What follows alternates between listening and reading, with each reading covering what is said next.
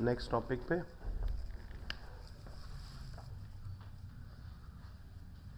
Conduction through a hollow sphere.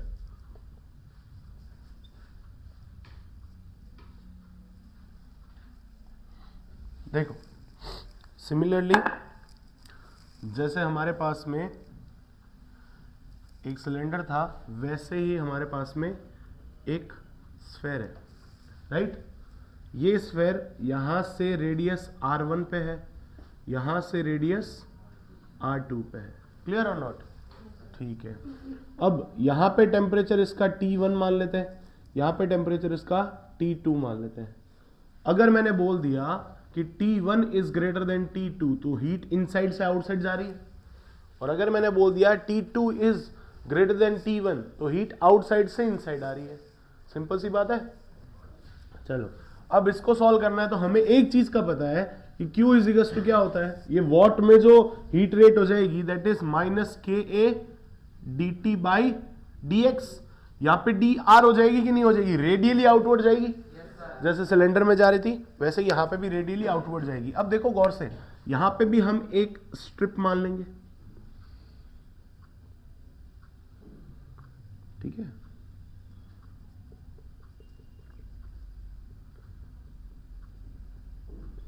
अब इसका integration करते रहेंगे। यहां से इसकी रेडियस कितनी है? r है, और ये खुद कितना है? dr हो जाएगा। समझे नहीं समझे? क्लियर? चलो बढ़िया, ये तो dr हो ही गया। अब देखो q is equal to minus का k, a की जगह क्या लिख दोगे? कंप्लीट एरिया कितना हो रहा है? Surface area of a sphere कितना होता है? 4 पाई r स्क्वायर होता है, नहीं होता? तो हमने लिख दिया 4 पाई r square into dt by dr। Correct और नॉट? जैसे उसमें किया था वैसे इसमें कर देंगे कि q को इधर पड़ा है, dr ऊपर आ जाएगा, r स्क्वायर को नीचे ले आओ, और इधर क्या पड़ा है? माइनस का k into 4 pi into dt। Correct और नॉट? अब दोनों साइड इंटीग्रेशन ठोक दे। ये लो इंटीग्रेशन कर दिया। क्लियर हुआ कि नहीं हुआ? अब इंटीग्रेशन किया तो भैया r1 रेडियस पे टेम्परेचर कितना है, और r2 रेडियस पे टेम्परेचर कितना है? T2। करेक्ट और नॉट? इसका इंटीग्रेशन किया तो r रेज टू पावर -2 का इंटीग्रेशन -1 अपॉन r होता है, माइनस का 1 अपॉन r हो जाएगा। समझे नहीं समझे? और q तो अपनी जगह पड़ा है, r1 से r2 तक, और इधर माइनस का k 4 पाई, और इधर बन जाएगा t, कहां से? T1 से T2 तक। क्लियर और नॉट? इससे ये निपट गया। क्लियर है? और इसकी वैल्यू पुट कर दो तो q पहले upper limit 1 upon r2 minus 1 upon r1 equals to 4 pi k into T2 minus T1। नहीं समझे? समझ गए? अब इसको सॉल्व कर लेते हैं, इसको इधर ले आते हैं। तो q की वैल्यू क्या हो जाएगी ये बताओ? यहां से q की वैल्यू क्या लिखोगे? चलो इसको एलसीएम ले लेते हैं। पहले एलसीएम लेंगे तो यहां क्या बचेगा? r1 r2, इसमें डिवाइड किया तो क्या बचा? r1, तो r1 माइनस r2 बच गया, तो ये बन जाएगा r1 माइनस r2। करेक्ट और नॉट? इक्वल्स टू बच जाएगा 4 pi k T2 minus T1। Correct और नॉट? तो इधर q की वैल्यू क्या हो जाएगी? देखो गौर से, 4 pi k r1 r2 into T1 minus T2, तो माइनस लगाऊंगा। देखो T2 माइनस T1 है तो माइनस कॉमन ले लिया तो ये T1 माइनस T2 बच गया। अब ये अपॉन में आएगा तो ये R1 माइनस R2 है।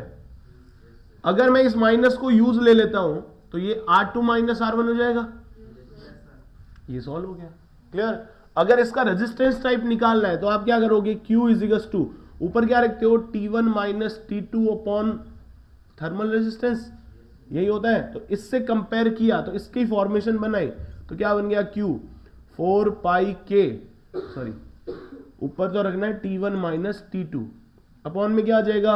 R2 माइनस R1 तो पड़ा ही है, अपॉन में लेंगे ऊपर वाले को 4 pi k R1 R2। Correct और नॉट? इन दोनों को कंपेयर किया तो हमारे पास में एक वैल्यू आ गई, thermal resistance of for sphere is R2 minus R1 upon 4 pi k R1 R2। Correct और नॉट? नहीं समझे? समझ गए? इसको नोट पॉइंट में लिख देते हैं। यहां तक ओके है सबको? चलो अब first note point. Note point में सबसे पहले ये लिख देंगे कि R T H for sphere is R2 minus R1 upon 4 पाई के R1 R2, करेक्ट और नॉट? सही बात है। अब अगर टेम्परेचर प्रोफाइल आ जाए तो हमारा और अच्छा काम हो जाएगा, तो टेम्परेचर प्रोफाइल भी निकाल सकते हैं। पहले इसको नोट करो, फिर इसकी टेम्परेचर प्रोफाइल निकालते हैं। देखो टेम्परेचर प्रोफाइल कैसे निकालोगे आप लोग, यहां तक तो सेम ही है। टेम्परेचर प्रोफाइल निकालने के लिए आप यहां लिख दोगे R1 है तो T1 है और R है तो T है। समझ गए नहीं समझ गए? फिर इसकी जगह पे पुट करो और आंसर निकाल लो। क्लियर है? पहले ये करो फिर करते हैं। देखो नेक्स्ट करते बेटा, इसी के अंदर हमें निकालनी है अब इसकी टेम्परेचर प्रोफाइल। ठीक है, अब टेम्परेचर प्रोफाइल कैसे निकालते हैं वो देखो। मान लेते हैं हम यहां से स्टार्ट करते हैं। ठीक है,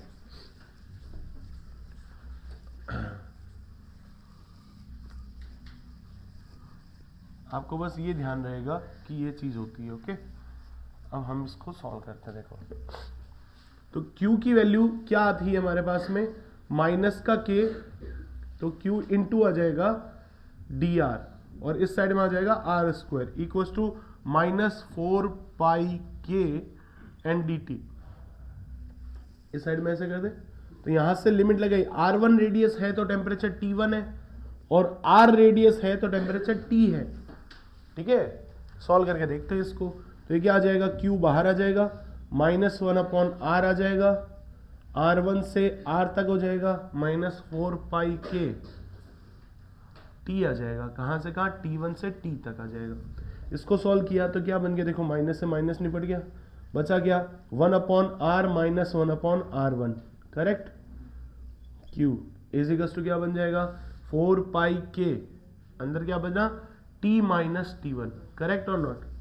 इसको सॉल्व कर लिया, देखना गौर से, इसको ऊपर लेके आ रहे हैं तो Q इजिकल्स टू क्या हो जाएगा, T माइनस T1 अपॉन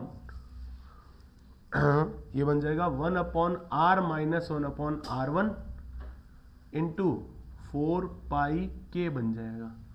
समझे नहीं समझे? अगर इसको भी सॉल्व कर लें तो ये बनेगा कुछ, Q इजिकल्स to T minus T1 upon, इन दोनों का एलसीएम ले लो तो क्या बन जाएगा, R R1, तो ये बन गया R R1। ठीक है, और यहां बचा R1 minus R, clear, into 1 upon 4 pi K। अब इन दोनों को कंपेयर कर लिया हमने, Q इसके भी इक्वल है, Q इसके भी इक्वल है। ठीक है, इन दोनों को अगर हम डिवाइड कर दें, ये बनी हमारी इक्वेशन नंबर 2 और इक्वेशन नंबर 1 ये रही हमारी। तो यहाँ पे दोबारा लिख देता हूँ, Q इजिकल्स टू हो जाएगा T1 माइनस T2 अपॉन, इसको लिखने का तरीका देख लो, R2 माइनस R1 अपॉन 4 पाई R1 minus R2 upon R1 R2, clear, into 1 upon 4 pi K। ऐसे ही कुछ है, सेम ही तो लिखा है मैंने, और कुछ डिफरेंट तो लिखा नहीं है। तो इन दोनों को कंपेयर कर लेते हैं। ये इक्वेशन है हमारे पास में पहले से आ रखी। फर्स्ट इन दोनों को डिवाइड किया, ये तो 1 हो गया, तो इन दोनों को सेपरेट किया तो T माइनस T1 अपॉन, देखो इससे ये निपट जाएगा और इससे ये निपट जाएगा, तो ये बचा क्या, R1 minus R upon R R1, clear, equals to क्या बचा, T1 minus T2 upon R2 minus R1 upon में R1 R2। अब ऐसे तो कंपैरिजन सॉल्व हो नहीं रहा, तो इसको सॉल्व करने के लिए ऐसे कर दिया, T minus T1 upon T1 minus T2 equals to, ये क्या बन जाएगा, देखो इसको भी नीचे नहीं लेके आ रहे, इसको सॉल्व कर लेते हैं। यहाँ पे वापस सेपरेट कर लिया, R1 से R1 गया तो 1 upon R minus 1 upon R1 ऐसे बन गया, और इधर इनको भी सेपरेट कर लिया तो T1 माइनस T2 इधर क्या बन जाएगा, 1 upon R1 minus 1 upon R2, clear और नॉट? ये बन गया, ये T1 है तो ये R1 है, T2 है तो R2 है, T है तो R है और T1 है तो R1 है। अगर ऐसा सेपरेशन चल रहा है तो क्या हम ये लिख सकते हैं, T minus T1 upon T2 minus T1। इसको उल्टा लिख दिया तो इसको भी उल्टा लिखना पड़ेगा, कोरेस्पॉन्डिंग लिखो। देखो T के रेस्पेक्ट में 1 अपॉन R, T1 के रेस्पेक्ट में 1/R1 और यहाँ पे 1/R2 माइनस 1/R1। अब कॉरेस्पॉन्डिंग बन रहा है नहीं बन रहा? अब बन रहा है। तो क्या हम ये बोल सकते हैं कि temperature is directly proportional to 1/R respectively आ रहा है? तो T is directly proportional to 1/R। तो हाइपरबोलिक प्रोफाइल बनेगी नहीं बनेगी? हाइपरबोलिक बनेगी ना। तो इसको हम क्या बोलेंगे? Hyperbolic profile.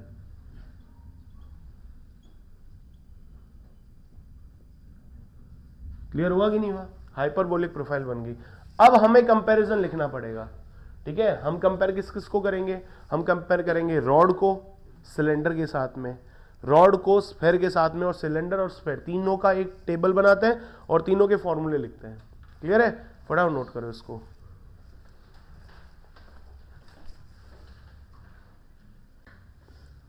नेक्स्ट करते हैं इनका कंपैरिजन।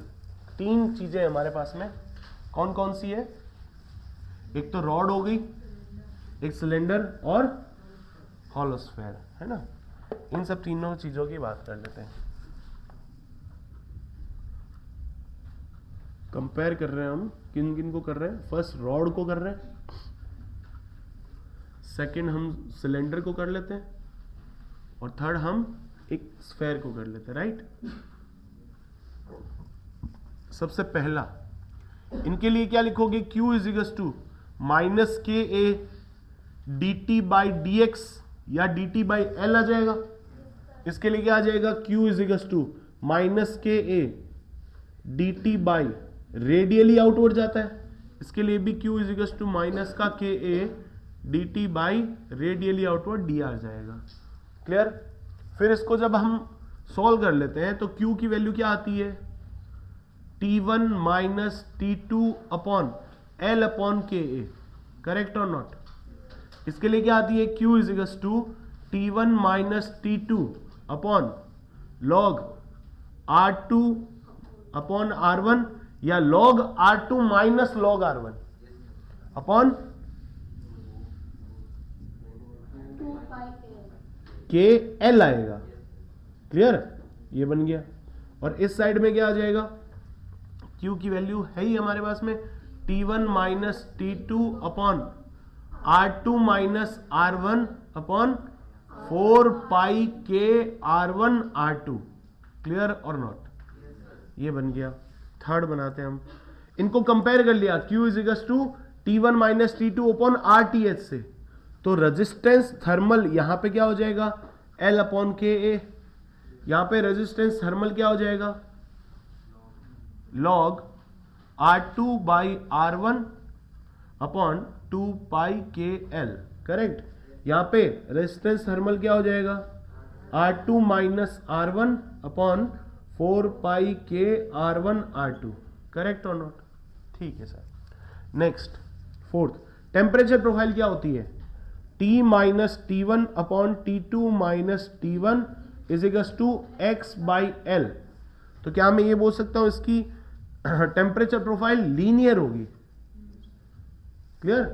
इसके लिए लिखो T minus T1 upon T2 minus T1 log T है तो R हो जाएगा, T1 है तो R1 हो जाएगा, T2 है तो R2 हो जाएगा, और T1 है तो R1 हो जाएगा। तो क्या इसकी हम लॉग प्रोफाइल बोल सकते हैं? नहीं बोल सकते?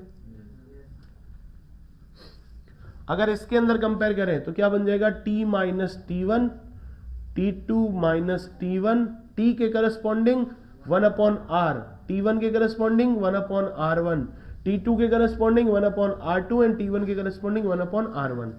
करेक्ट? तो क्या मैं यहां पे इसकी हाइपरबोलिक प्रोफाइल बोल सकता हूं? ये सारी जो प्रोफाइल है वो टेम्परेचर प्रोफाइल है। क्लियर है? तो अब ये कंपैरिजन फाइनल हो चुका है हमारा।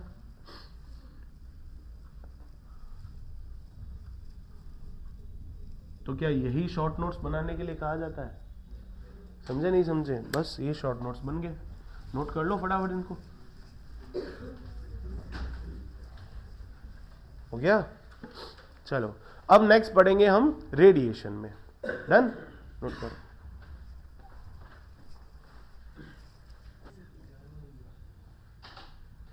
अब ओके सबको? ये लो। अब नोट कर लो, चलो स्टार्ट करें। रेडिएशन,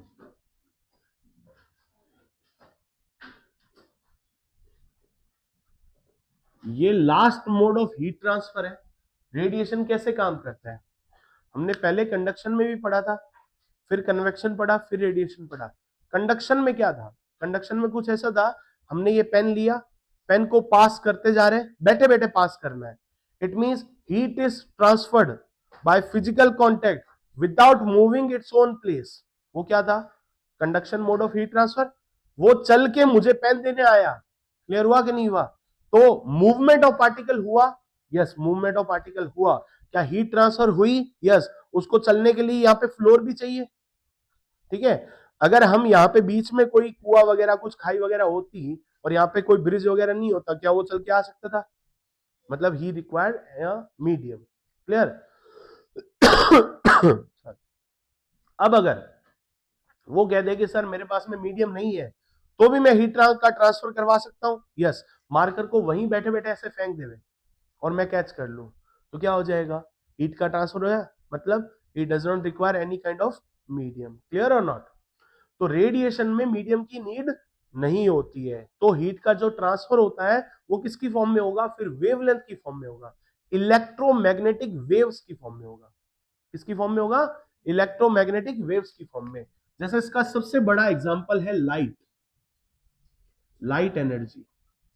लाइट एनर्जी किसकी फॉर्म में होती है, पैकेट्स की फॉर्म में होती है। उन पैकेट्स को हम क्या बोलते हैं, फोटॉन्स बोलते हैं।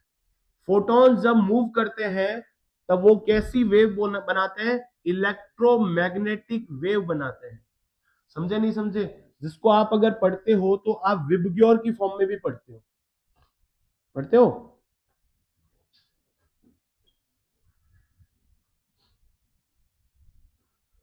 विबग्योर की फॉर्म में पढ़ते हो। 7000 एंगस्ट्रम के आसपास होता है इसका लेमडा, इसका लेमडा 3600 के आसपास होता है। क्लियर, ऑलमोस्ट पढ़ा है ये आपने। अरे रेनबो देखा है ना, वो इलेक्ट्रोमैग्नेटिक वेव की फॉर्म में। लाइट जब प्रिज्म में से निकलती है तभी तो बनता है। लाइट अगर किसी भी मॉइस्चर कंटेंट से निकलती है तब बनता है। बारिश हो रखी है, मॉइस्चर अच्छा है, वहां से पार्टिकल की व्हाइट लाइट निकलेगी तो वो क्या बनाएगी, रेनबो टाइप का बनाएगी, कुछ ऐसा ही होता है। वहां पे हीट का जो ट्रांसफर होता है उस टाइप के हीट ट्रांसफर को हम क्या कहते हैं, रेडिएशन बोलते हैं। तो रेडिएशन के लिए लाइट एनर्जी का सबसे बढ़िया एग्जांपल देख लिया, no requirement, no requirement of medium. अब मीडियम की रिक्वायरमेंट नहीं है तो क्या ये स्पेस में भी काम हो सकता है? तो स्पेस में जो हीट ट्रांसफर होता है वो किसकी वजह से होता है, रेडिएशन की वजह से होता है। क्लियर हुआ कि नहीं हुआ? जैसे हम अगर सैटेलाइट पे जाए तो सैटेलाइट के अंदर, स्काई के अंदर जो भी पार्टिकल काम कर रहे हैं वो किस में काम करते हैं, सोलर पे काम करते हैं। सोलर क्या, सोलर रेडिएशन पे काम करते हैं, समझे? सोलर रेडिएशन से इलेक्ट्रिकल एनर्जी बनाते हैं, इलेक्ट्रिकल एनर्जी को यूज करके अपने इंस्ट्रूमेंट चला लेते हैं। क्लियर हुआ कि नहीं हुआ? ये सब काम कौन करके दे रहा है, कि हमारे पास में हीट आई किसकी फॉर्म में, एनर्जी के पैकेट्स की फॉर्म में। लाइट को हम मान सकते हैं, सनलाइट आ रही है तो सनलाइट को यूज किया, तो सनलाइट हमारे तक कैसे आ रही है, उसको मीडियम चाहिए क्या, कोई मीडियम नहीं चाहिए। क्लियर हुआ कि नहीं हुआ? तो फोटॉन्स की फॉर्म में आ रही है। तो फोटॉन्स की फॉर्म को हम क्या बोलते हैं, E इक्वस टू, अगर पार्टिकल मानते हो तो mc स्क्वायर बोल लेते हो, या फिर अगर वेव मानते हो तो E equals to H C by lambda बोल लेते हो। क्लियर? ये ड्यूल नेचर ऑफ लाइट आप पढ़ोगे 12th में, मॉडर्न फिजिक्स का फर्स्ट चैप्टर है। क्लियर हुआ कि नहीं हुआ? तो हमेशा ध्यान रखना, रेडिएशन किसकी फॉर्म में होता है, वेव्स की फॉर्म में हो सकता है। वेव्स कौन सी, इलेक्ट्रोमैग्नेटिक वेव्स होती है जो रेडिएशन प्रोवाइड करवाती है। क्लियर हुआ? तो रिक्वायरमेंट ऑफ मीडियम यहां पर जरूरी है, कोई नीड नहीं है। क्लियर है? तो यहां पे हम पढ़ेंगे इलेक्ट्रिकल कैसे एनर्जी बनाई। हमने कोई भी रॉकेट लॉन्च किया तो रॉकेट लॉन्च होके ऊपर जाएगा तो वो सैटेलाइट को ओपन करेगा। देखा है आपने कि सैटेलाइट के जो विंग्स होते हैं वो सोलर प्लेट के बनाए जाते हैं, या फिर सैटेलाइट के विंग्स को सोलर प्लेट के एज ए यूज किया जाता है। तो उसको हम ऐसे क्यों बना रहे हैं, सोलर प्लेट की तरफ से बनेगा विंग्स, तो विंग्स को हम ऐसे रोटेट करवा सकते हैं और उस रोटेशन को हम यूज कर सकते हैं कि हमारा मटेरियल कैसा है कैसा नहीं है।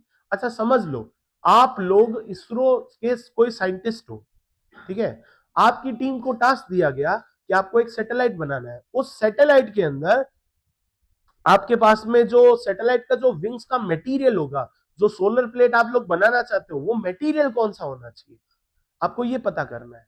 क्लियर हुआ कि नहीं हुआ? देखो, कोई भी काम करता है, सैटेलाइट के ऊपर काम करता है, तो उसके हर एक डिवीजन अलग अलग होता है, उसका हर एक डायरेक्टर अलग अलग होता है नहीं होता? जैसे फ्यूल डायरेक्टर है। आपने मूवी देखी है मिशन मंगल? मिशन मंगल के अंदर हर एक अलग अलग में काम करता है नहीं काम करता? जैसे सोनाक्षी सिन्हा है, सोनाक्षी सिन्हा किसके ऊपर काम करती है? प्रोजेक्टाइल पाथ पे काम करती है, इस पाथ को फॉलो करते हुए जाएंगे। समझ रहे हो नहीं समझ रहे हो? एक और हीरोइन होती है तापसी पन्नू, वो किस पे काम करती है? कम्युनिकेशन पे काम करती है। क्लियर हुआ? और दो तीन और है, वो सब लोग किस पे काम करते हैं? कोई एनाटॉमी पे काम कर रहा है, कोई डिजाइन पे काम कर रहा है, कोई प्रोफेशन पे काम कर रहा है। समझे नहीं समझे? फ्यूल पे काम कर रहा है। और एक और हीरो था ना, कौन था वो? थ्री इडियट में भी था, ठीक है, उसने वो कैमरा पे काम कर रहा था। याद आया नहीं है? मुझे नाम नहीं पता उसका, ठीक है। ये सब लोग का अलग अलग डिवीजन होता है। तो सब लोग अगर अलग अलग डिवीजन में काम करे तो हर एक का अलग अलग डायरेक्टर होता है। मान लो वैसा ही डायरेक्टर आपके पास में मैं हूं, मैंने तुम्हें टास्क दिया कि भैया मुझे जो मटेरियल परचेज करना है ना, जो सोलर प्लेट्स बनानी है, उसका मटेरियल कौन सा होना चाहिए, तो आप मटेरियल मुझे ला के दो। तो आप बोलोगे कि सर मटेरियल तो हम ला देंगे, ठीक है, हम ला देंगे, लेकिन आप मुझे रिक्वायरमेंट बताओ कि आपको क्या क्या चाहिए उस मटेरियल से। मतलब आप अगर ऊपर सैटेलाइट भेज रहे हो तो उसके अंदर पावर कंजप्शन कितना होना चाहिए, मतलब अंदर जो जो इंस्ट्रूमेंट लग रहे हैं उनकी पावर क्या है, कितना पावर जनरेट कर रहे हैं, ये सब क्वेश्चन मैंने तुमसे पूछा कि मटेरियल ला दोगे? हाँ से ला देंगे। तुमने पूछा कि सर पावर कितनी यूज होगी, ऊपर कैमरा कितने लग रहे हैं, वहां पे लाइट कितनी चाहिए, कितने लोग जा रहे हैं, तो मैं तुमसे डांट के पूछता हूँ इतनी जानकारी क्यों चाहिए तुम्हें? तुम कहते हो सर इतनी जानकारी बहुत जरूरी है, क्योंकि हमें चाहिए कि आपको कितनी पावर जनरेशन चाहिए। पावर जनरेशन होगी तब जाके हम मटेरियल सेलेक्ट करेंगे, इतना क्रिटिकल काम होता है। क्लियर? तो हीट ट्रांसफर का जो रेडिएशन डिपार्टमेंट है, वो आपको इंश्योर करेगा कि आप कौन सा मटेरियल यूज करोगे। वो मटेरियल हम कैसे यूज करेंगे अभी देखना, नेक्स्ट में देखते हैं। पहले इसको नोट करो अच्छे से, ठीक है, शॉर्ट में ही नोट कर लो, फुल लेंथ लिखने की नीड नहीं है। तो अब हम पढ़ने वाले हैं नेक्स्ट थोड़ी बहुत बेसिक टर्म्स, ठीक है, गौर से सुनना।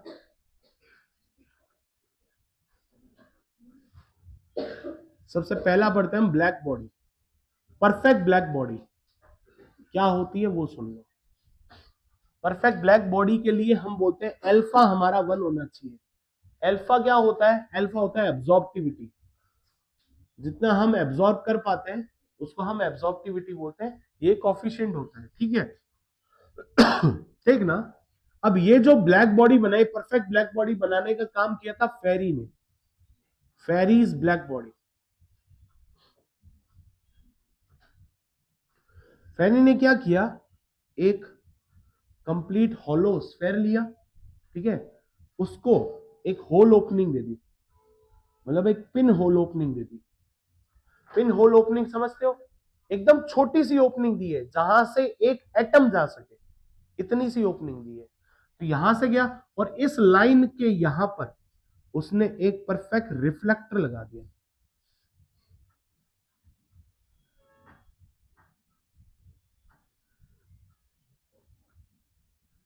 परफेक्ट रिफ्लेक्टर लगा दिया, मतलब इसके ऊपर कुछ भी आएगा तो वो रिफ्लेक्ट कर देगा। समझे नहीं समझे? मान लो इसने पिन होल कर दिया और यहां पे इनसाइड लेयर है ना ये वाली, यहां पे लैंप ब्लैक कोटिंग कर दी। लैंप ब्लैक एक ऐसी कोटिंग होती है, प्लेटिनम ब्लैक बोल सकते हो उसको, लैंप ब्लैक बोल सकते हो, बहुत सारे ऐसे हैं। ऐसे समझ लो ये एक कलर होता है, ब्लैक कलर होता है। तो ब्लैक कलर का वहां पे वार्निश कर दो, ऐसे मतलब ब्लैक कलर लगा दो, ठीक है। आपके ऊपर लाइट गिरी तो वो लगभग ऑलमोस्ट ऑलमोस्ट 90% पार्ट एब्जॉर्ब कर लेगा, 10% रिफ्लेक्ट कर देगा। समझे मेरी बात? नहीं समझे? तो इसी चीज को उसने यूज किया, तो लैंप ब्लैक यूज कर लिया उसने। अब देखना बॉडी कैसे हो रही है। अब यहां से मान लो कि आपके पास में एक लाइट आई, यहां पे मैंने एक सोर्स दे दिया, यहां से एक लाइट आई, यहां पे बल्ब जला लिया मैंने, तो ये लाइट ऐसे फेंकेगा,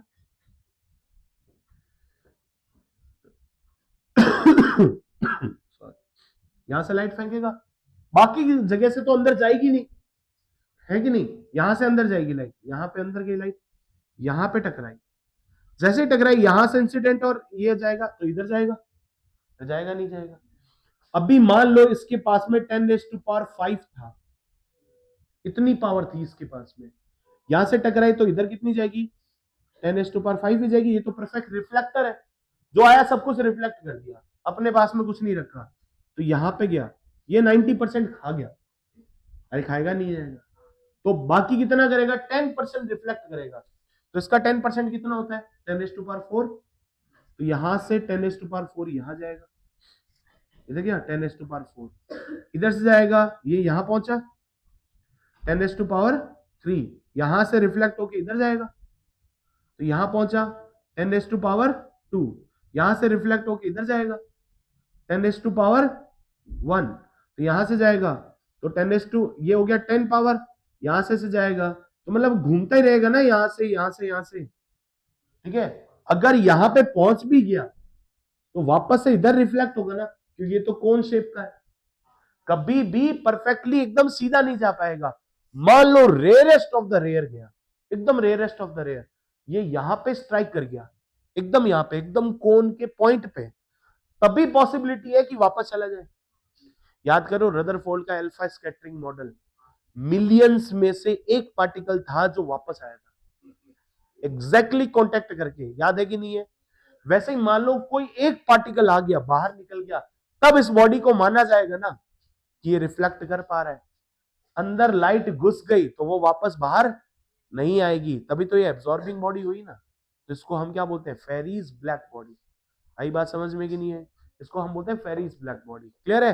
तो मतलब आप अगर लैंप ब्लैक कोटिंग यूज कर लो और इस टाइप का कोई होल ओपनिंग कर लो, तो इस बॉडी को हम क्या बोल सकते हैं? परफेक्ट ब्लैक बॉडी बोल सकते हैं। 100% है नहीं, हो सकती है, यस हो सकती है, बस ये ध्यान रखना।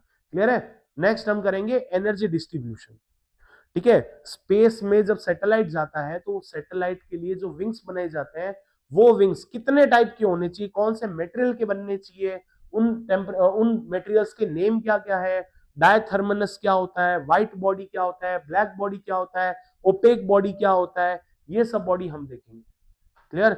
और ये कि ये जो चीज है जो अभी हम थर्मल में पढ़ेंगे आगे रेडिएशन में, ये तुम्हारा ड्यूल नेचर ऑफ लाइट में जब फोर्स की कैलकुलेशन करोगे तब समझ में आएगा आपको। क्लियर? वहां पे एक फॉर्मूला बनता है थीटा के अंदर। अब एक सिंपल सी बात बताओ मुझे, आपने उरी मूवी देखी है? उरी मूवी के अंदर एक डायलॉग रहता है वो, कि जब वो फोन लगाता है इसरो में, इसरो के चेयरमैन को फोन लगाओ, कौन लगाता है? अजीत डोभाल सर लगाते हैं। इसरो में फोन लगाते हैं, श्रीनिवासन को फोन लगाओ, उसको कहते हैं मुझे राइसेट 1 राइसेट 2 3 दिन के लिए कश्मीर पे चाहिए। तब वो लोग वो ड्रोन भेजने से पहले कश्मीर से सैटेलाइट से उनको देखते हैं ना कि कौन सा बंकर कहाँ है, कौन सा बंकर कहाँ है, अटैक करने से पहले, तो उसकी इमेजेस उनको वहां पे दिखती है, पूरा का पूरा प्रोफाइल दिखता है, वो सैटेलाइट की वजह से दिखता है। अब मान लो सैटेलाइट तो बैठा है अमेरिका में, वहां की कैप्चर कर रहा है, नहीं समझे? वहां से कैप्चर कर रहा है तो उसको घुमा के लेके आना पड़ेगा कश्मीर के ऊपर, नहीं समझे? तो ऐसे कोई ऊपर फ्यूल बैठा क्या? हाँ भैया तुम्हारी गाड़ी मोड़ना एक बार कश्मीर की तरफ, तो कश्मीर पे सैटेलाइट चाहिए, वो उनका सर का फोन है तो उधर लेके जाओ, तो उधर लेके जाएगा क्या? नहीं लेके जा सकता ना। तो कैसे करा उन्होंने यहाँ से सिग्नल भेजा, तो सिग्नल भेजा इलेक्ट्रोमैग्नेटिक वेव की फॉर्म में, रेडिएशन करता हुआ सीधा सिग्नल गया, सीधा सिग्नल कहां जाएगा? विंग्स पे जाएगा। तो विंग्स को सिग्नल मिला कि इनका एंगल चेंज करो, तो वैसे एंगल चेंज कर देंगे। जैसे थीटा चेंज हुआ ना, तो वहां से फोर्स जो लगेगा, याद करो एक मोमेंटम का क्वेश्चन करवाया था मैंने, किसी वॉल के ऊपर एक बॉल को फेंक दिया जाए तो 2mv साइन थीटा से उसके ऊपर फोर्स लगता है, mv cos थीटा इधर, mv cos थीटा इधर, ऐसे टकरा के वापस लगी, तो कितना प्रेशर उसने या कितना फोर्स उसने एक्सर्ट किया, वो फोर्स लगता है। क्लियर और नॉट? वो फोर्स लगेगा, वो फोर्स इक्वल टू ma हो जाएगा, तो बॉडी ज्यादा एक्सेलरेट होगी कि नहीं होगी? सिर्फ और सिर्फ विंग का एडजस्टमेंट की वजह से बॉडी की बॉडी पूरी चेंज हो जाती है, एक्सेलरेशन चेंज हो जाता है। ये चीज यूज होती है आपके एरोप्लेन में। एरोप्लेन में क्या होता है? हल्का सा विंग्स को लिफ्ट और ड्रैग किया जाता है, उससे टेक ऑफ होता है और लैंड हो जाता है, सिर्फ और सिर्फ उस विंग से, और कुछ नहीं होता। इंजन की पावर तो उतनी है, इंजन तो कांस्टेंट पावर प्रोवाइड करवा रहा है, आपको उसी पावर से ऊपर जाना है कि उसी पावर से नीचे आना है, यू डिसाइड। तो आप एंगल का कितना एंगल देते हो, 0 डिग्री से 3 डिग्री, 5 डिग्री, 4 डिग्री, कितना एंगल दिया है, उसके हिसाब से आपका लिफ्ट और ड्रैग होता है। क्लियर और नॉट? ठीक है। लेकिन अभी वो लिफ्ट और ड्रैग की बातें नहीं है, वो आएगी तुम्हारे कब, ड्यूल नेचर ऑफ लाइट में। ठीक है, मॉडर्न फिजिक्स पढ़ेंगे उसका फर्स्ट चैप्टर में। लेकिन अभी बात किसकी आ रही है, मेटेरियल की बात आ रही है। मान लो उसने सारा का सारा एब्जॉर्ब भी कर लिया, मान लो उसने सारा का सारा एब्जॉर्ब भी कर लिया। अगर एब्जॉर्ब कर लिया इट मींस क्या हो गया, वो आगे रिफ्लेक्ट करेगा ही नहीं, तो मूव ही नहीं करेगा। मान लो उसने सारा का सारा रिफ्लेक्ट ही कर दिया, तो उसने एब्जॉर्ब भी नहीं किया। अगर उसने एब्जॉर्ब भी नहीं किया तो अंदर के इंस्ट्रूमेंट कैसे चलाओगे? तो आपको एक ऐसा मटेरियल चाहिए जो कुछ अमाउंट रिफ्लेक्ट भी करे, कुछ अमाउंट एब्जॉर्ब भी करे, ताकि इंस्ट्रूमेंट भी चले और उसको मोशन भी मिल जाए। समझे? तो ऐसा मटेरियल कौन सा होता है, उसको हम बोलते हैं ओपेक बॉडी। ठीक है, वो कैसे बनता है वो हम कल देखेंगे। क्लियर है यहां तक? कोई डाउट? ओके, इसको नोट कर लो।